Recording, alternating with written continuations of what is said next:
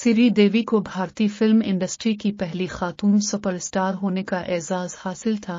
अपने वक्त की मकबूल तरीन हीरोइन 7 साल कबल एक अफसोसनाक वाक़ये में पुरस्कार तौर पर हलाक हो गई थी।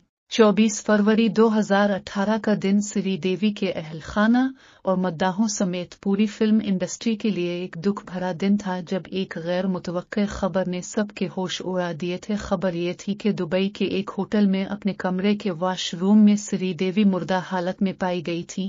लेजेंडरी अदाकारा श्री देवी की लाश बाथटब में डूबी हुई थी। होटल के इस कमरे में श्री देवी के साथ उनके शौहर हदायतकार बोनी कपूर भी थे।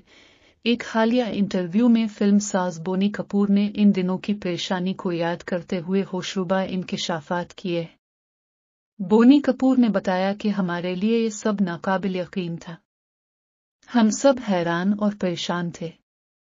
सोचने समझने की सलाहियत बंद हो गई थी। हदायतकार बोनी कपूर ने मजीद बताया कि हम गमज़दा थे और कुछ समझ नहीं आ रहा था कि ये सब किया और कैसे हो गया, और इस आलम में पुलिस ने मुझसे सख्त किस्म की तफ्तीश भी की। बोनी कपूर ने बताया कि पुलिस मेरी बात पर यकीन करने को तैयार नहीं थी, यहाँ तक कि मेरा झूठ पकड़ने वाला टेस्ट भी कराया गया। फिल्म साज और हदायतकार बोनी कपूर ने मजीद कहा कि झूठ पकड़ने वाले टेस्ट में मुझे पास कर दिया गया और फिर मुझे तफ्तीश में क्लीन चिट दी गई। बोनी कपूर ने यह भी बताया कि श्री देवी शदीद किस्म की क्रैश डाइट कर रही थी, जिससे हमारे फैमिली डॉक्टर्स भी परेशान थे।